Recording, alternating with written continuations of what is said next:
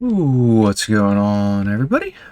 Today, or this morning, for me, whatever time for you, good evening, good morning, good afternoon, we are looking at a complete revamp of an asset I previously released in a beta phase, and this is definitely I guess V1, version 1, and there are going to be future updates, but I thought this was good enough for a re-release, or an update, if you will. So we're going to look at what changes we've made to lightsabers. First off the bat, you can see they have been substance painted. Of course, you can always redo this yourself if you want different variants or just don't like mine. That is completely okay.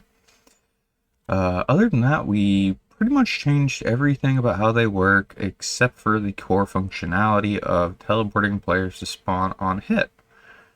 So let's go ahead and take a look. So let's equip this one, and as you can see, when you equip it, the beam extends, and when you drop it, the lightsaber beam goes back in. Now you'll also see there is a better material and coloration on them, which is completely customizable. We can take a look at that here in a minute. And sound effects, of course. So you'll be hearing the lightsaber on, lightsaber off, and then become idle. But in addition to those, we also have some swing noises.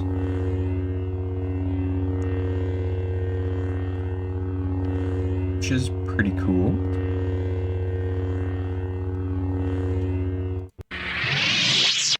Not sure how well the swing noises are going to pick up, because I have my volume adjusted for this recording, but there are swing noises.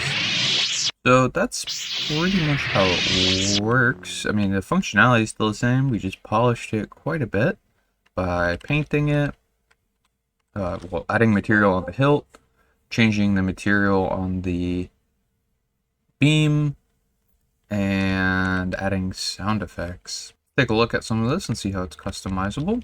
Here are the new prefab ones. And if we actually go to the beam material, they each have a different material because we want many materials here, but they're all the same base shader.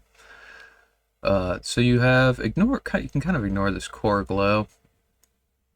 It does do a little bit of stuff, but that's mostly for the, well, I guess you can't really ignore it. It's for the, if you see like this little, let's see if you can see it, this little like texture effect. So the core glow affects the noise texture. So if you want like an effect like this, you can do that with this noise texture plus the core glow. Now the glow color is the outside, and that's how you affect the actual color of the... Then you have the glow intensity, so you can make it super glowy or not as glowy. And the noise strength and speed. So you have some customization options on the beam material to make any kind of lightsaber glow effect you would like. And if we actually look at the hilt, this is what controls most of the other aspects of the asset. You have your max beam length, the speed at which it extends, where you teleport players hit to, and then your sound effects. Now you can also change for the sound effects a few options here, where you can change how often how hard you need to swing to make a swing sound, the cooldown between swing sounds, and then change the idle sound effect settings while swinging. Like I was saying before, I do plan on updating this even further for a couple more circumstances. I want it to have a deflect sound, and maybe another sound when it clashes with another lightsaber, then maybe even another sound for when it hits like a object. So, alright, let's take a look real quick at just the core features that were already there, but we can see them again. So you can clash with other objects, as in it doesn't go through walls and things like that. So you could hit away objects with it. Okay, so let's test our kind of original functionality and just demonstrate it again, which is the teleporting players on head. So adjust our grip here a little bit and smack, and there he goes back to spawn. So that's pretty much how it works, what it can do, and how you can change it. I think it's a pretty cool little asset, and I do plan on developing it further, but we're going to work on some other stuff for a little bit, and then come back to this for a version 2 in the future. Be sure to check it out on my Patreon if you find this interesting. And that's it. Hopefully this gave you a solid start.